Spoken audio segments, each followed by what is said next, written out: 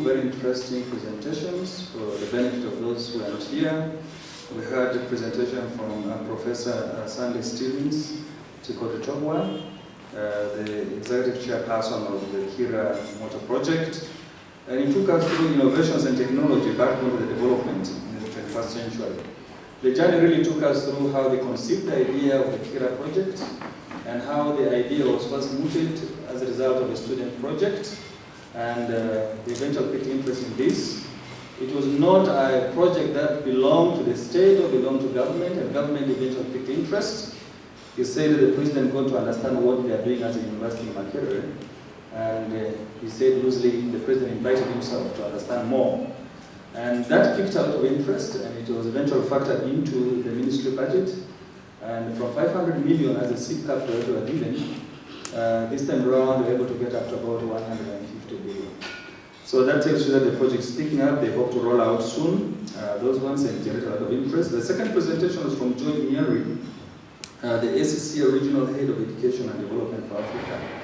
He took us through what we call the use of computers in assessment. That gives you going from what we call the paper-based assessment to computer-based assessment. It was a very interesting thing. And he told us also about how they are trying to link up with the world of work to see the demands of the world of work and retune their syllabus as ACCA to only satisfy the world of work.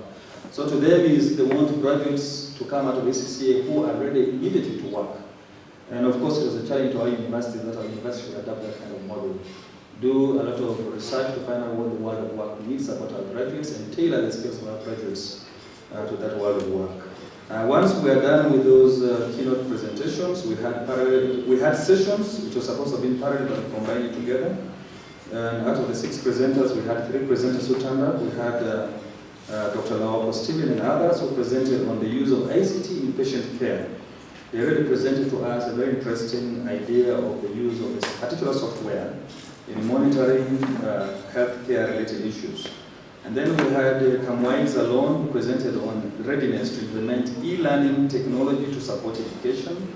It was work in progress that they have done in conjunction with Mbarara University of Science and Technology. It was a very interesting presentation. And then the day was ended up by a presentation from Wakume Peter.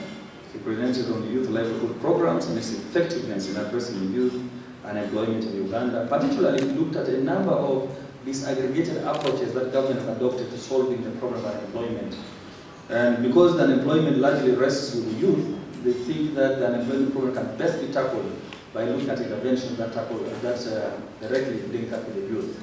And it also generated a lot of debate, a lot of interest, and a lot of discussions in that area. And we ended that slightly after lunch, and that's how we concluded and joined for the exhibition. Thank you so much. The story of academia or university, industry or private sector, government partnership, in the context of Uganda, is the story of Professor James Mulwana, 1936 to 2013. I have a book manuscript about Mulwana, which is an academic tribute to Professor James Mulwana, whom I describe as East Africa's triple helix model by excellence. Triple helix is simply academia or university, industry, private sector, government partnerships. The book will be launched at the right time. This was written soon after he passed away. So when we talk about academia, private sector, government partnership in the context of Uganda, we talk about what Professor Mulwana achieved. I titled my book manuscript as provocatively as possible. What did Professor James Mulwana have in common with Professor Ali Mazrui? Both are now transitioned on. Professor Mulwana did not even finish S4. He got to Makerere as an honorary professor. And his impact in Makerere was the last 7 years of his life. Professor Ali Mazrui, also was passed on, was refused admission by Makerere when he finished his O-levels, Cambridge O-level. But he recited the Quran so beautifully when the governor of Kenya visited Mombasa that he was given a scholarship to Manchester University, where he cleared a first-class degree. Then went to Columbia University in New York for his master's. Then he was hired by Makerere University as a lecturer. He enrolled for his PhD at Oxford University.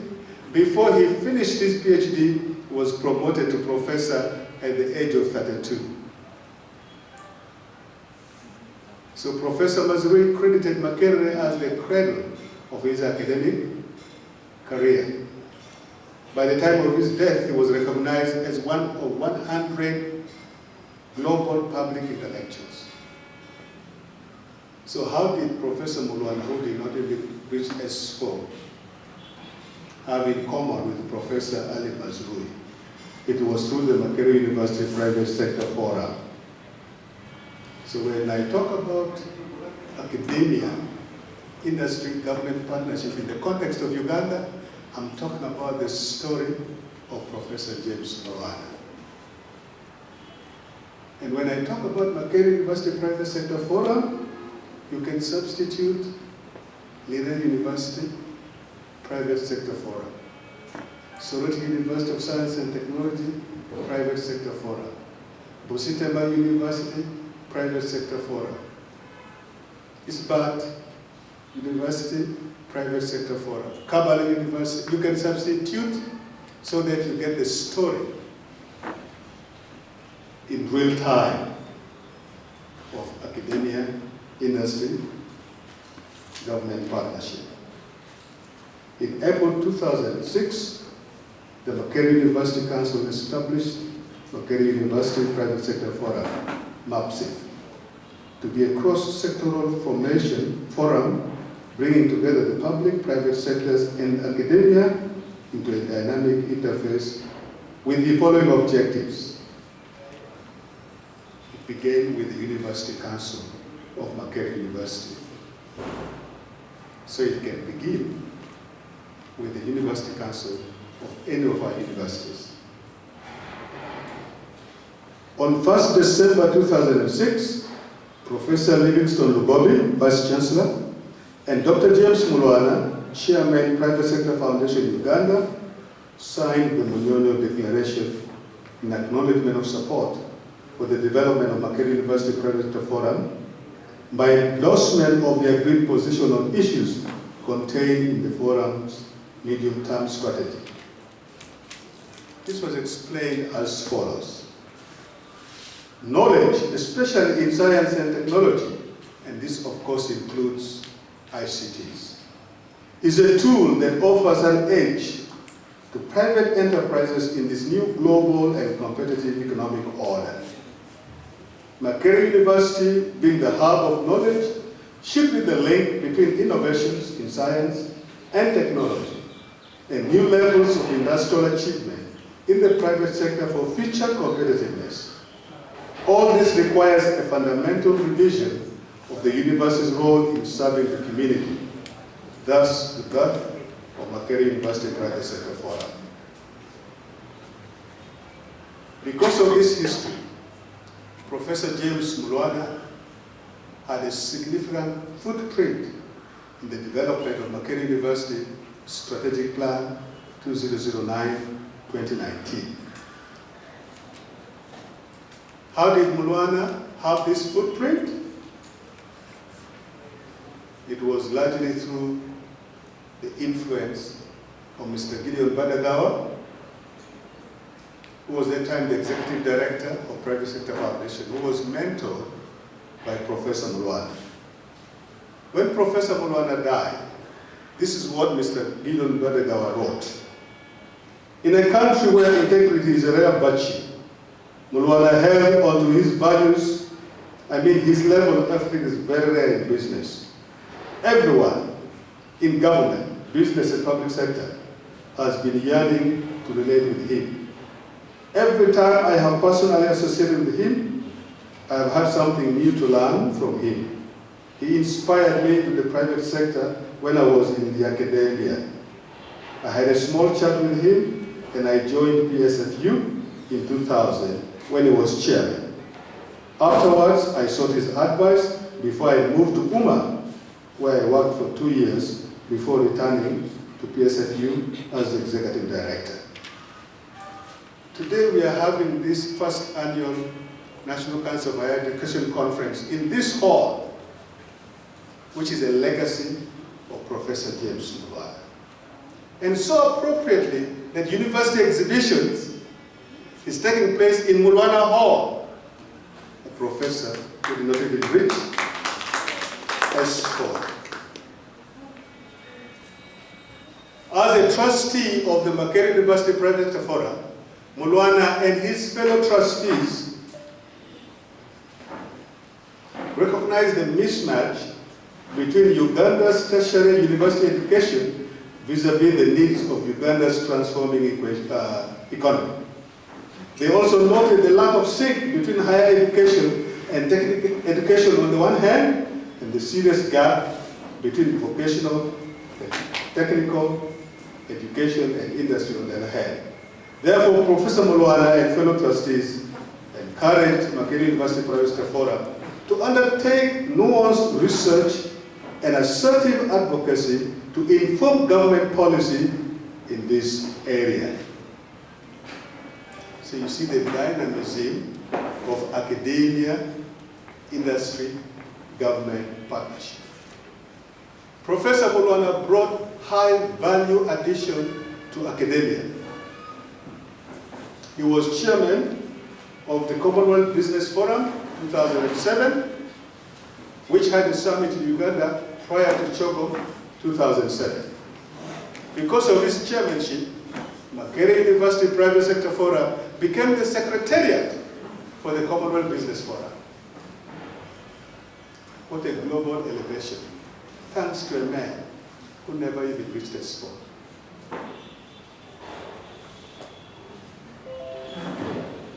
Professor Mulwana was honorary consul of Thailand.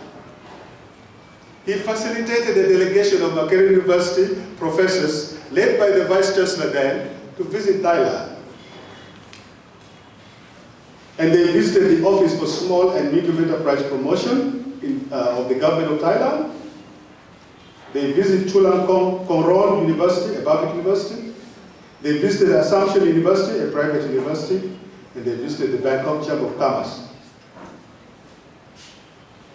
One of the people who was impacted by this visit to Thailand was Professor John David Kabasa, the principal of College of Veterinary Studies and Biosecurity. He was so inspired by seeing SMEs at work, creating wealth, that he started AFRISA. Some of you have heard of AFRISA. That is Professor Mulwana's footprints in the academia. One person who was inspired by Professor Mulwana is Professor Elisabeth, who said Professor Mulwana was the first Ugandan agribusiness farmer who allowed his Jessa farm to be for practicals of Bachelor of Science in Agriculture students of third year free, right from the 1990s. Professor Chamwangire of Food Science, Technology and Nutrition says Professor Mulwana was passionate about science, technology, innovations, and standards. His Jessa yogurt was the first Ugandan product to be served on international airlines, the Emirates. This is according to Professor Chamwangire. In the College of Engineering, SEDAT adopted exhibition and business survey marketing of their innovations, just like exhibitions were introduced into Uganda by Uganda Manufacturers Association, which was revived by Professor James Mulwana. This is sampling of his impact on Uganda's academia. He had another impact on the academia of East Africa, because he was twice chairman of the East African Business Council. And I saw this firsthand when in 2008, representing Private Sector Forum Makerere, I attended the East African Community Commercial SADC Summit in Munyoni. We met Tanzanian tycoon called Reginald Mengi, who was the 5th successor to Professor Mulwana as chairman of EABC. He admired Professor Mulwana to life. When he was informed that Professor Mulwana was the brain behind the Makerere University Private Sector Forum, he immediately said, can East African Business Council partner with Makerere University Private Sector Forum? We said, no problem. Now, as a result of that fascination with Professor Mulwana's leadership, in 2012, the East African Business Council sponsored the University Industry Partnership Consultation in Arusha. But it was the Kibaki Endowed Project, which later morphed into the Kibaki Presidential Library Project. First, let me show you the Professor Mazurui Endowed Project, which was the first time that Makerere appreciated the genius of Mulwana. I also wrote the concept for this one. When it was launched, now how do I go to the next? I need help. I may be serving in speech, but I'm not serving in technology here. I can talk about technology very well. How do I go to just by doing this? This one here. Ah, now you see the Mazrui. There's a pointer here. That is Professor Mulwana. Professor Mary Wakon was there, I remember. That is Professor Mulwana at the launch of the Mazrui Endowment on 11 August 2009. When he was invited to speak, he came up. He didn't have excellent English. Spoke slowly. He said, in Buganda, in Africa, we use 3 cooking stoves to cook. If you want to use 2 stoves, you will not cook. So, academia, industry, government partnership is like the 3 cooking stoves. Wow. That is what we call indigenous knowledge systems philosophy. So simple and yet profound. A colleague of mine said, you people, professors in Makerere, you're wasting your time talking about knowledge transfer and network partnerships. Those are abstract. Professor Mulwana is the one who made academia, industry, government partnerships so clear. 3 cooking stoves in Africa. How could such a person who could not even get to S4, yet have such an impact on Makerere University, East Africa's oldest and premier university, with such a simple but profound philosophy? In other words, it is in each of our universities, as long as we are African universities, to develop academia, industry, government partnership in the context of Uganda.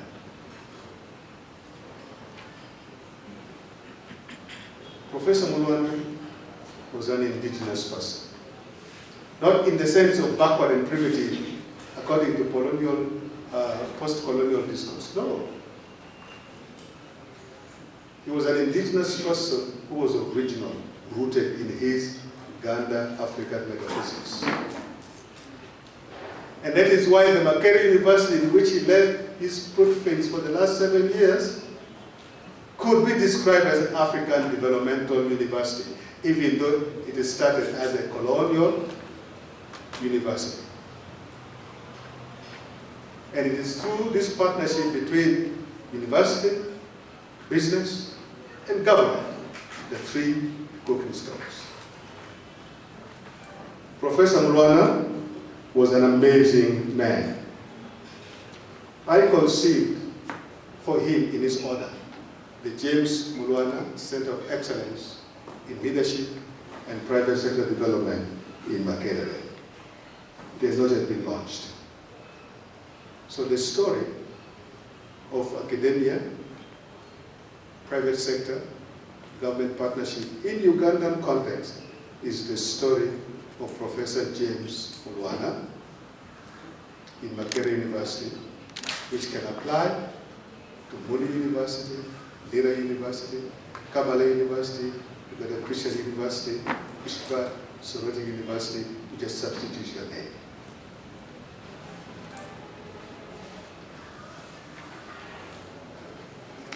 The story continues with another man who was a close friend of Professor Mulwana. His name is Yoweri Kaguta Museveni. In 1989, 90, barely 3 years after the NRM came to power, he pioneered Uganda's first University of Science and Technology in Mbarara. And Mbarara people here? When President Museveni started Mbarara University, many of us complained. You said it was sectarian. Why is it starting from? I also complained. Little did we know that that was Uganda's first University of Science and Technology. Soon after that, he pioneered an innovation of herbal toothpaste called Nile toothpaste from the local lemongrass mutete. Do you remember that? Yeah. Many people laughed. I also laughed. Said Museveni also? Little did I know that was Africa's first herbal toothpaste. Now go into capital shoppers here and see how much herbal toothpaste costs vis-a-vis non-herbal. In the 1990s, President Museveni was instrumental in starting the Makerere University Building Unit, a partnership of the then Faculty of Technology with the Estate Department, with the goal that they would undertake contracts, construction, civil works, engineering, both in the university and be competitive in the open market. Had Mubu succeeded, maybe today it would be competing with the Chinese and other international firms. In 2004, President Museveni accepted to be the patron of the Association of Uganda Professional Agriculturists, which was based in the Faculty of Agriculture, Makerere. And guess who was one of the members, one of the founding members? Professor James Mulwana. In 2005, President Museveni, I was going to say Professor Museveni, maybe Uganda Christian University will give him an honorary professorship. President Museveni set up the Presidential Initiative in Banana Industrial Development, PIBI, to help turn the banana into a more valued food by processing it into other products. Dr. Deborah Muranga is the principal investigator. In 2006, the Presidential Support to Scientists through Uganda National Council of Science and Technology on banana value addition awarded funds to Dr. George Berugaba Bazirake, Dean, Faculty of Science and former head of Food Technology Department, Chambok University. This gave rise to Dr. Bazirake's African Banana Innovation. I tease Dr. Bazirake that he's Dr. Bananas, who has gone bananas about bananas. In 2008, President Museveni wrote in this foreword of the National Industrial Policy, Uganda's economic transformation will critically hinge upon industrialization and the application of science, technology, and innovations as the major driver and primary change. In 2010, the President's vision became Uganda Vision 2040, transforming Uganda from a peasant to a prosperous country within 30 years, between 2010 and 2040. This national vision hinges on leapfrogging in science, technology, engineering, innovations, and human resource development.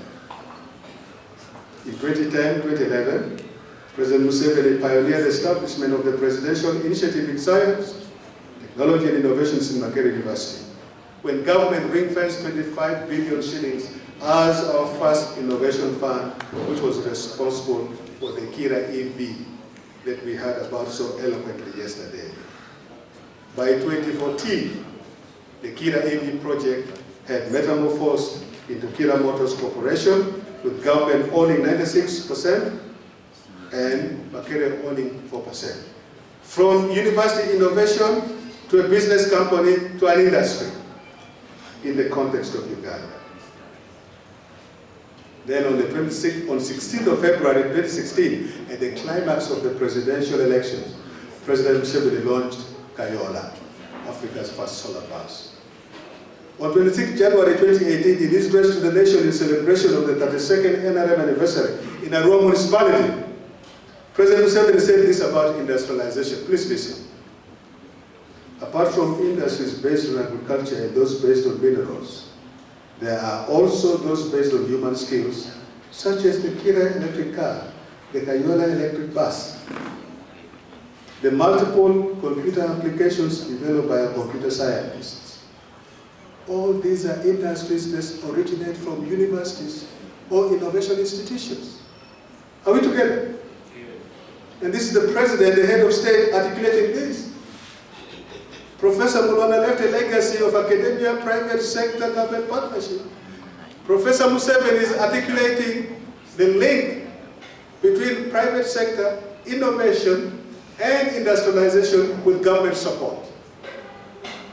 And on 9th April 2018, President Museveni chaired cabinet sitting in State House that approved the commercialization of the Kira EV.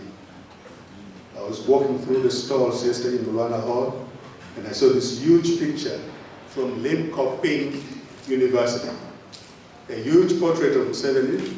Underneath was a quotation from him. I quote, "A progressive nation is a result of innovation. Our vision is to have a totally transformed and first world country by 2040. To achieve this, the kind of skills we impart in our workforce is very critical. With this partnership, we can expect creativity and technology to spur industrial growth."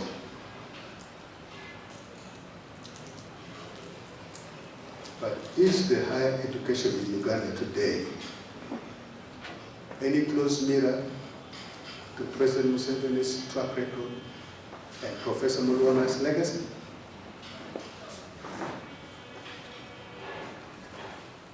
But it can be, because it needs to become higher education with innovation. And that is provided for in Uganda Vision 2040. I quote, in National Development Plan 1. Higher education. This is the heart of education, as well as the core of national innovation and development systems. It is also the place where teachers are trained and curricula developed. Without research in higher education to develop curricula for the entire education system, all curricula will be of little relevance to national development. Universities are the core of any national development system because they produce not only the knowledge needed to drive economies, but also the skilled human resources required to do the job. Full stop. I wish everybody in government said amen to that. But it's easier quoted in government than put into action in terms of funding and transformation of higher education. That is our call to action today. There's hope, because the Omaswa report, which has since 17th of May 2016 has been a government report, is expected to lead into a white paper. The Prime Minister launched it on that day, 17th May 2016. And University World News said this about the government white paper on the Maswa report. Uganda's 9 public universities are set to undergo substantial restructuring as the government prepares to implement reforms recommending the formation of innovation universities. How are we going to have our higher education transformed in line with President Museveni's vision and track record, and in line with Professor Mulwana's legacy in academia? Here are my thoughts as I conclude. The government white paper on higher education with innovation should, 1, provide overall policy direction for higher education with innovation to include distinguishing the university/higher education from other tertiary institutions as where innovations take place. 2, unbundle and overhaul Universities and Other Tertiary Institutions Act 2001 as amended 2003 and 2006, and create new laws such as a separate universities bill, which will approved, become University Act, to cater for universities, as Professor Kasozi said the other day, referring to Kenya, which has a similar act. And here has been my impassioned plea. An empowered National Council of Higher Education with a separate act or bill, which should absorb the Higher Education Students Financing Loan Scheme under National Council of Higher Education. You cannot provide powers to National Council of Higher Education in the Tier 1 now, when you see, to also mobilize resources for universities, but you create loan scheme away from National Council of Higher Education and a separate act, when National Council of Higher Education does not have its own act. That is what they used to call, when the NRM first came to power, they used to speak big English. Do you know what they used to call that? Obscurantism. Now they've all forgotten about it. Intellectual Properties Bill or Act, so as to unleash and protect, safeguard research, development, inventions and innovations that come out of universities and research and development innovation institutions. And this should be mainstream with the World Intellectual Property Organization provisions, so that our patents can be made and protected in Uganda. There's so much research going on, but I wonder whether in our universities, funded by donors, but you never hear the question of the patents. Where do the patents belong? He who pays the piper dictates the tune. Articulate the methods, criteria, and disbursement to universities of the 500 billion innovation fund, because that was a deliverable of the Omaswa task force. The President accepted Omaswa recommendation on the 9th of September 2014 in Chambogo University. Provide mechanism of how to set up technology transfer offices in universities, research and development, innovation institutions. What are TTOs? These are mechanisms in universities that's linked to the market. There needs to be that official policy creating those from government that comes out of such a white paper. Articulate government policy of sustainable support to private universities, especially in promotion of science, technology, engineering, and innovations towards realization of Uganda Vision 2040.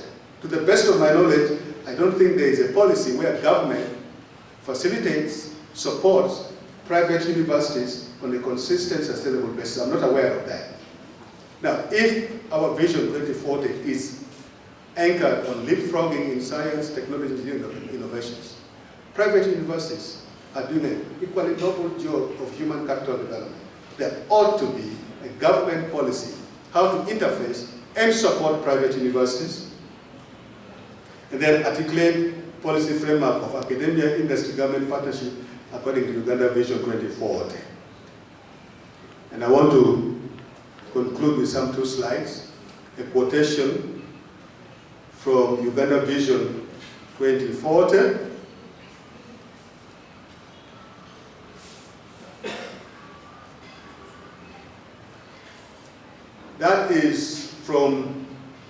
Better Vision 2040 document on page 77, paragraph 10.215. This is what government has said in Vision 2040.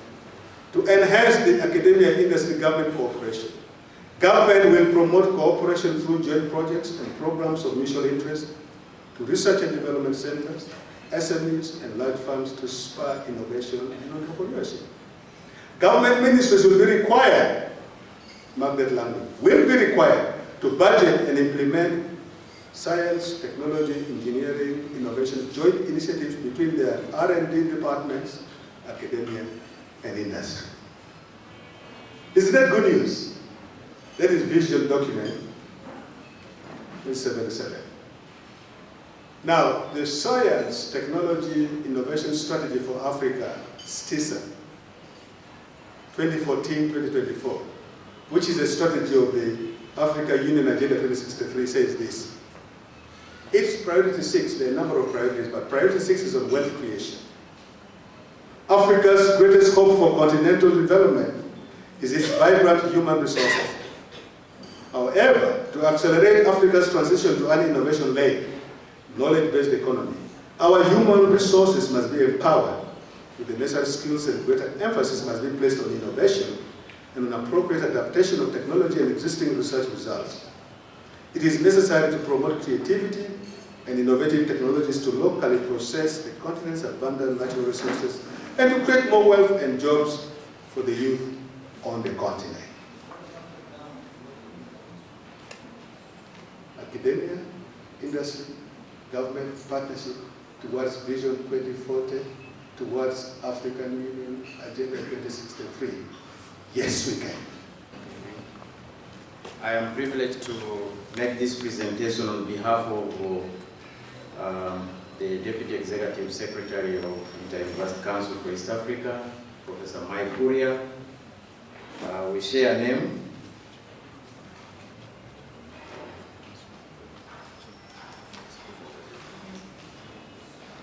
We share a common name, Mike, but also we share a long history of working together in harmonizing higher education in East Africa. So when he requested me to stand for him, because he's away in South Africa for official duties, I gladly accepted to take up this responsibility. He has a full paper, but he has requested me to make the PowerPoint presentation, and I will strictly do that. Professor Mike Kuria's paper entitled Leadership Mainstreaming ICT in Higher Education Research, Teaching and Learning is premised on the reality of today and experience of the past.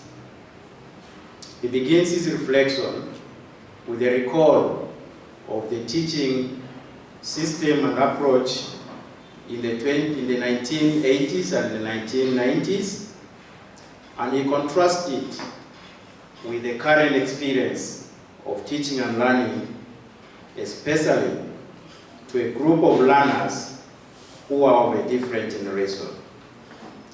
So he recalls his own experience at the university, an experience where the teacher stands in front and delivers knowledge, and the students attentively sits and listens to the teacher, the source of knowledge and the source of inspiration.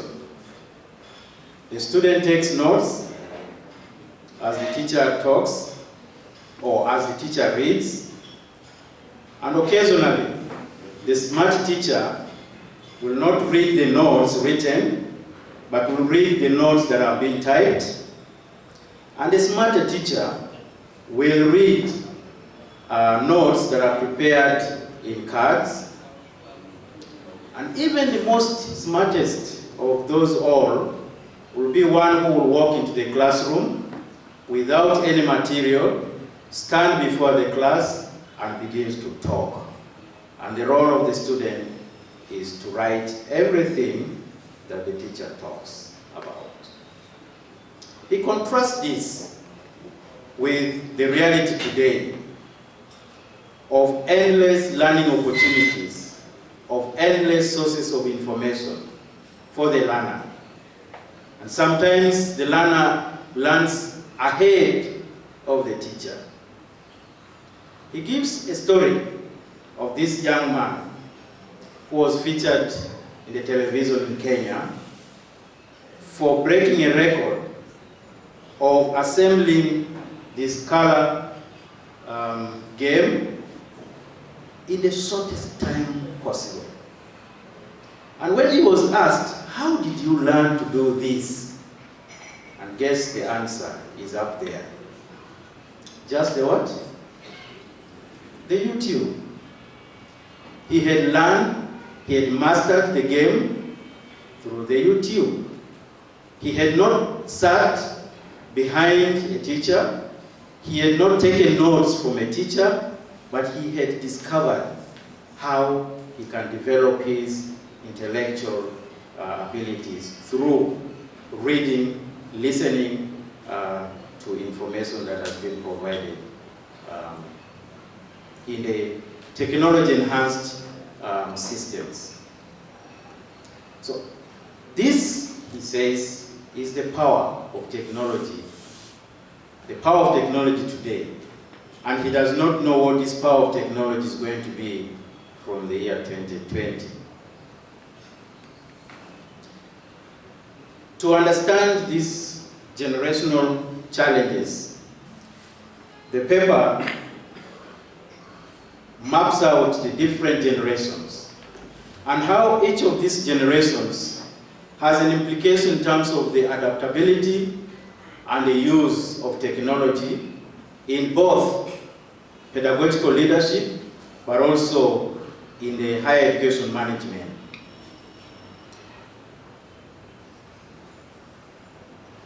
Based on research that has been carried out in the UK, different generations have been classified. But for purpose of this paper and this presentation, the focus is on the last three of the generations. Generation X, with these characteristics, Generation Y, with these characteristics, and Generation Z, with these characteristics. We can extend Generation X, Generation Z, to perhaps 2019. But perhaps with different, more characteristics, because new technologies have come into play. Each of these generations today represents a category of people. It represents category of learners, it represents category of leaders, higher education managers, it represents category of higher education instructors or facilitators or teachers. You will agree with me that most of our higher education managers are falling Generation X, born in the 1960s, 1970s. Most of our higher education managers are of that generation. Most of the academic staff, faculty staff, teachers, lecturers, associate professors, and so on, are falling within the Generation Y. They are introduced to technology, they are wise in technology, but they also have their own challenges in the use of this technology. And these two groups of persons, pedagogical leaders and higher education managers of these two generations, X and Y, are interacting intensely with Generation Z. And these constitute the largest number of the higher education learners today, our students. Those who completed Senior 6 and proceeded to the university. These constitute the largest group of our learners. But there's evidence to that. In many cases, technology-enhanced teaching and learning is limited to PowerPoint. Investments are limited in PowerPoint facilities only. Can mobile phones be used in transformative learning and teaching? Can we use these gadgets in the classroom? As I speak now, I see a group of students who are already listening and recording this presentation, thanks to technology. They have no pen, they have no paper, but they are capturing the lecture.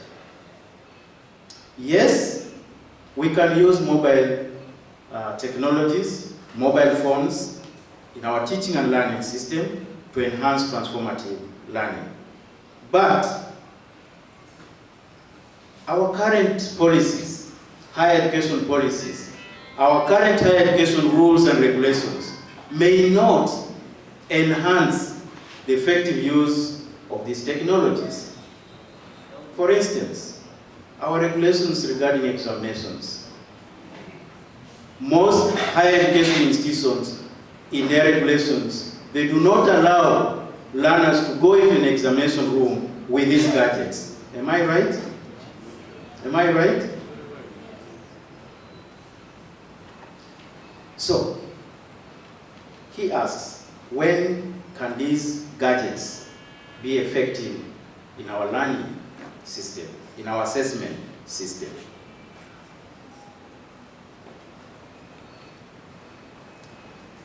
However, there are recent developments that tend to give a different picture. In recent times, higher education institutions and individuals are increasingly embracing technology in their transactions. Some universities have now automated their business systems. They are using Zvarsity and other kinds of systems. Some have subscribed to e-resources. They have set up e-learning platforms, Blackboard, Moodle, Google Classrooms, and so on and so forth, to enhance teaching and learning process. However, there are challenges which he noted in his paper, including poor internet connectivity and low penetration,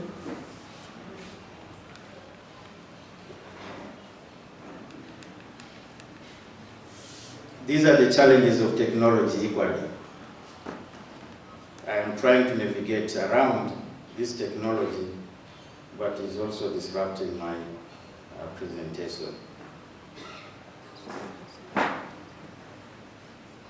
So, among other challenges which are highlighted, poor internet connectivity and low penetration, especially in the East African region, and it gives statistics of the reality in our region.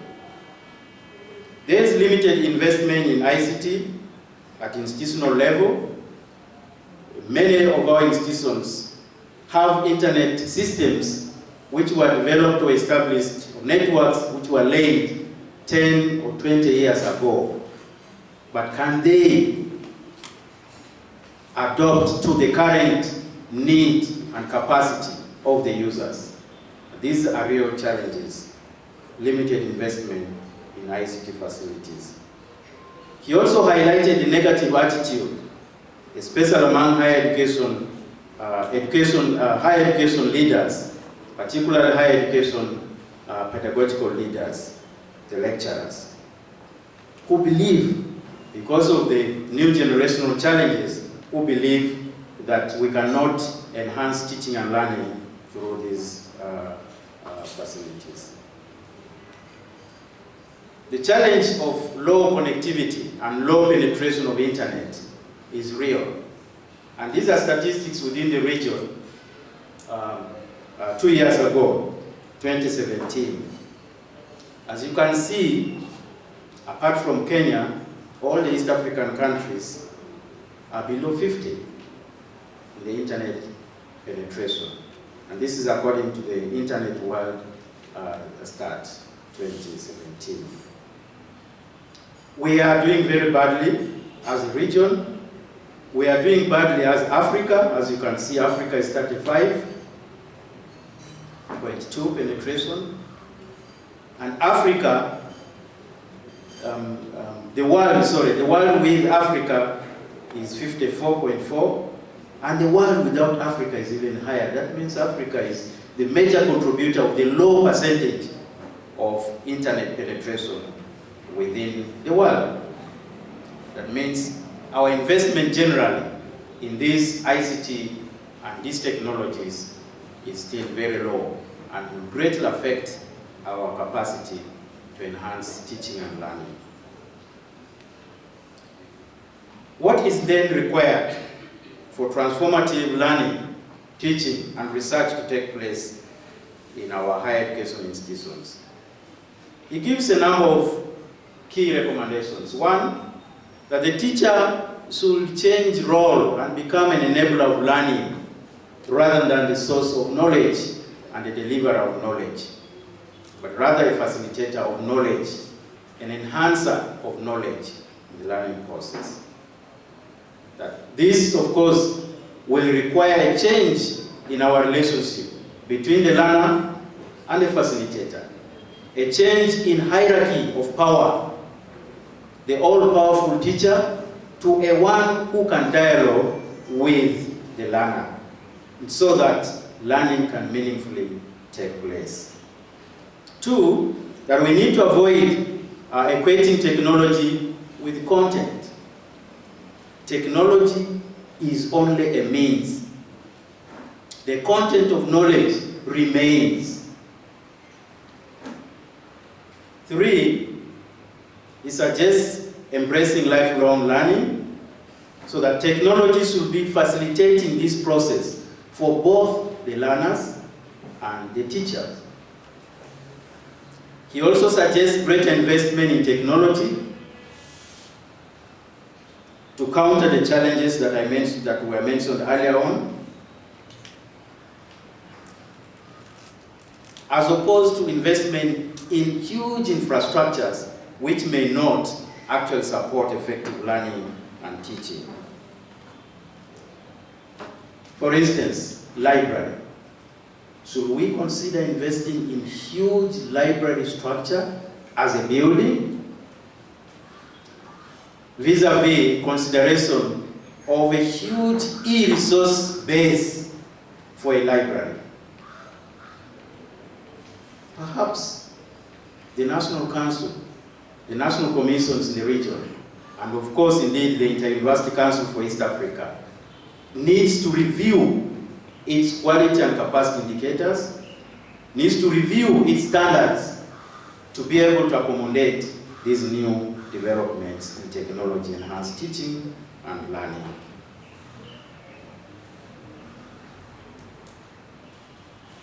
He also suggests that there should be greater acceptability of technology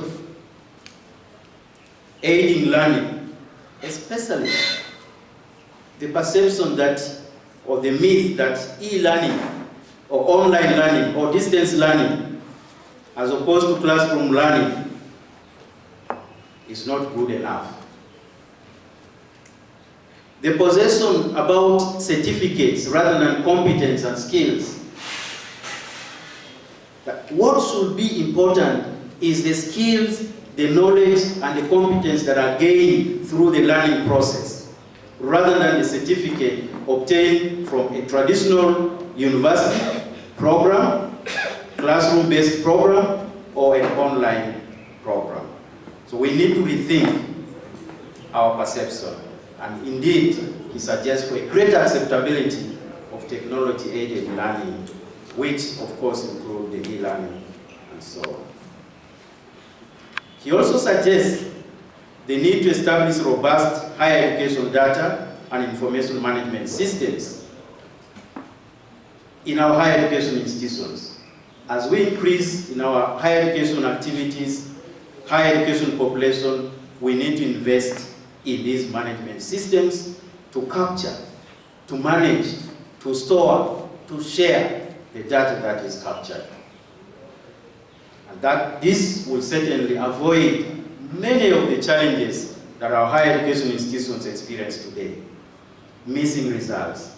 Honestly, in this world, in this age, we can still talk about missing results.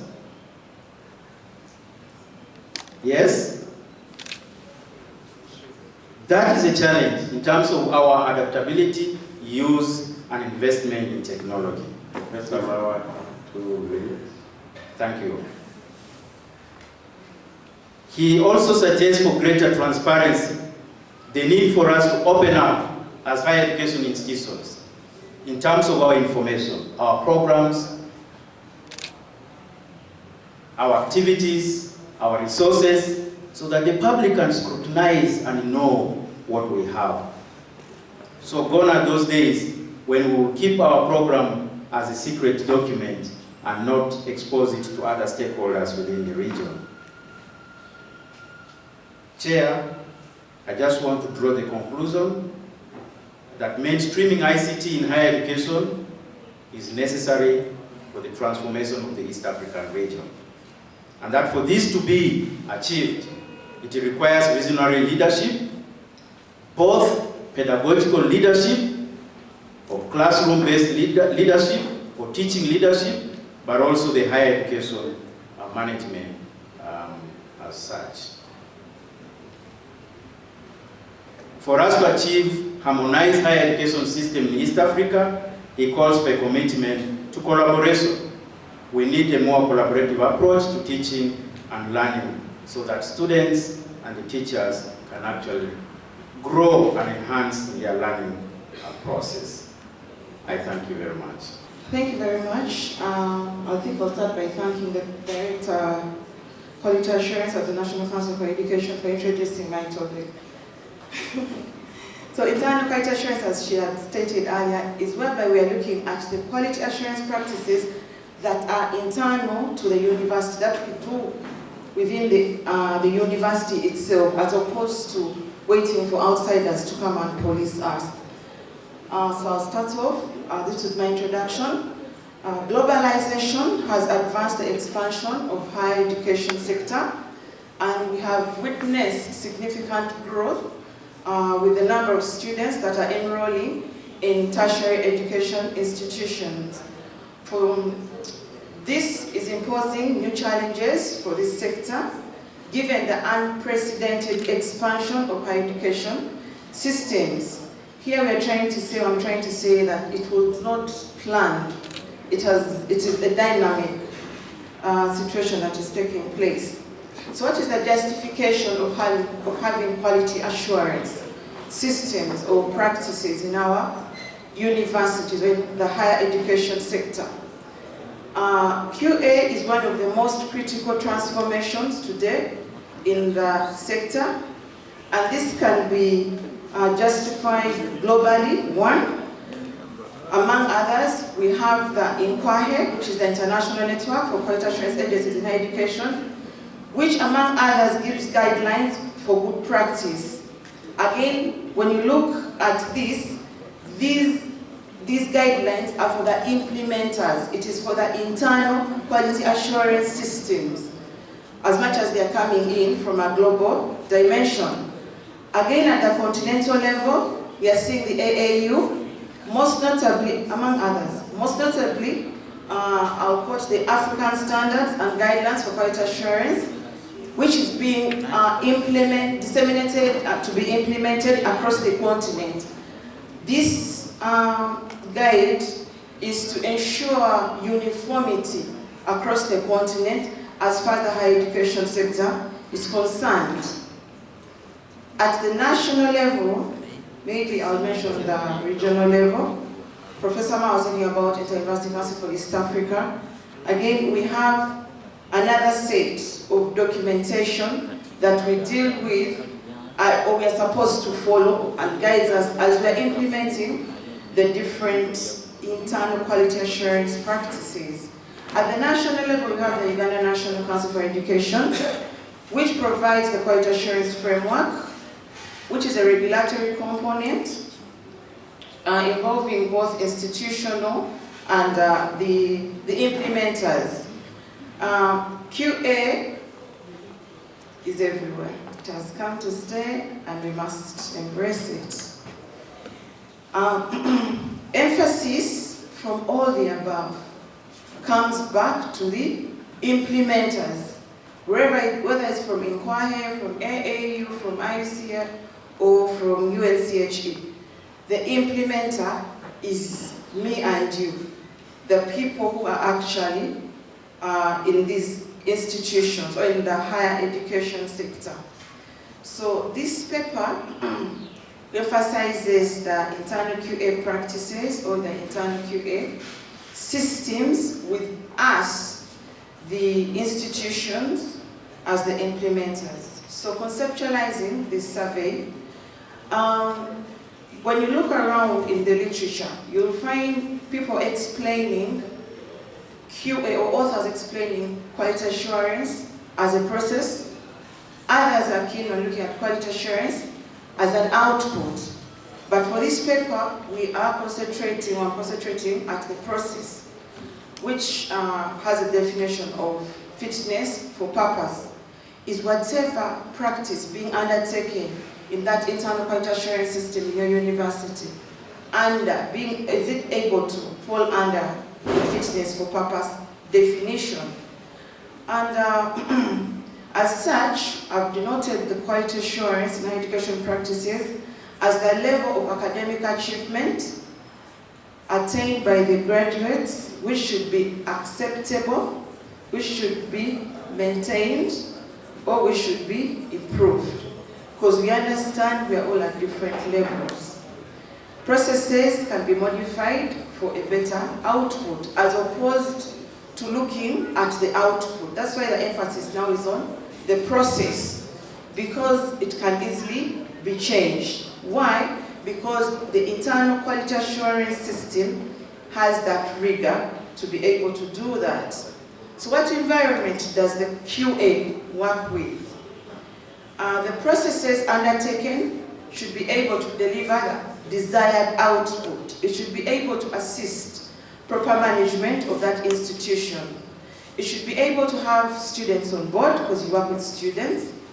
The academic staff should be catered for. The support staff should be able to understand why the QA is doing what it's doing. And most important is the top management information flow, in real time. We do not report problems that happened last semester. It would be ideal to let the top management know your issues as they happen, so that they can rectify, or together the system can be rectified in real time for the benefit of everyone in there. And alumni, that is another area that we can come in. On the outside, the QA environment is impacted by the regional mandates. I've talked about the East African, the IUCM, Interuniversity Council for East Africa. Then we have the international mandates. Then we have the National Council for Higher Education. We've already explained that it has the quality assurance framework, where the internal expectations are like that. Then, of course, you have the policies within the higher education institution itself, because this is what gives us the competitive edge in this competitive environment we are working in. The QA office should be able to have appropriate internal procedures that support the expected or established academic standards. This information must be evidence-based, and it must be in real time. These, ladies and gentlemen, demand the QA office to be innovative. Objectives of the survey: 1, to establish if the adoption of ICT priority is acceptable within the internal quality assurance practices as a way that can ensure the expected outcomes, so as to enhance the higher education institution management. Objective 2 is to assess the relationship between ICT adoption and internal QA practices. And then 3 is to assess the extent to which the internal QA practices have actually embedded ICT-based innovations as a way to enhance higher education management. The post-positivist philosophy, which assumes that the reality somehow must be existing, was used. A cross-sectional descriptive survey was adopted. The population had QA officers, departmental representatives, and ICT personnel, specifically in the higher education sector. Out of the population of 61, a sample size of 37 was got, and that's what I worked with. We triangulated the qualitative and quantitative data which was collected. Interview guides were used and close-ended questionnaires. The survey was done between 2016 and 2018. Sorry, that is a bit of a repetition. What were the research findings? And we thought for us to be able to explain it better, we shall be presenting the findings, and the discussion that followed each finding. So for objective number 1, 81.4% of respondents agreed that ICT was actually a priority that could enhance internal QA practices and thereafter impact on better higher education institution management. Objective 2, there was a significant positive relationship of 0.4. The discussions further highlighted the need for fast communication and real-time action as the drivers for prioritization of ICT mechanisms. Dr. Makumi, in the interest of time, I've used 3 more minutes. I'm sorry for that, but you will have another function, 3, kindly present next to 3 minutes. Okay. Okay, I'll just go. The interviews further confirmed with the 3rd objective. Let me just go through this. The minority of respondents at 23.6, it was discovered, were actually not fully, were the only ones who are fully taking on the ICT and internal quality assurance practices. On further probing, it was confirmed that these were happily taking on the manual paper-based approach, which they were embracing. And this presupposes that the internal QA practices may not be as robust as they should be, given the amount of expectations from this office and the mode of operation that we are supposed to work with. The interviews further said that they had difficulties in convincing the critical stakeholders to gain support needed to initiate ICT-based activities in our offices. And in conclusion, this low perception of the critical stakeholders was noted as a major hindrance to the adoption of ICT, and the low buy-in from management, the academic and support staff, are definitely negatively impacts on our practices. The recommendation that came out was the adoption of ICT in quality assurance domain demands a high level of innovativeness that would endear stakeholders to support these initiatives. Practitioners of QA should initiate ICT mechanisms in low-cost activities but have high impact, so as to get the needed buy-in for us to be able to fully adopt ICT in our operations. And the other recommendation is to initiate partnerships with existing ICT departments as another way to gain buy-in for us to start using ICT fully. In conclusion, frugal operations with high visibility is key for us as QA practitioners to take on ICT in our work. Thank you very much. We are coming to the end of our first annual conference that has been hosted by the National Council for Higher Education. And I do not want to labor you with speeches at this time, because we have in our midst our council chairperson, Mr. Sebagala Chiguzi, who is going to grace the closing of this conference. However, I would like to repeat, maybe echo some of the things I've said before, that we are very grateful for your support. Some of you have been here for all the 3 days, And for that, I think we deserve a round of applause for ourselves. And I would also like to thank the team. I think we haven't seen Pius enough up here, and his team. I would have wanted him to introduce his team to you all, and to stand here in all that glory, and you see the person who's behind the organization of this conference. I believe all of us came here with some objectives, and I'm hoping that you have realized them. But this was a conference about sharing our research, and we've had a lot of that.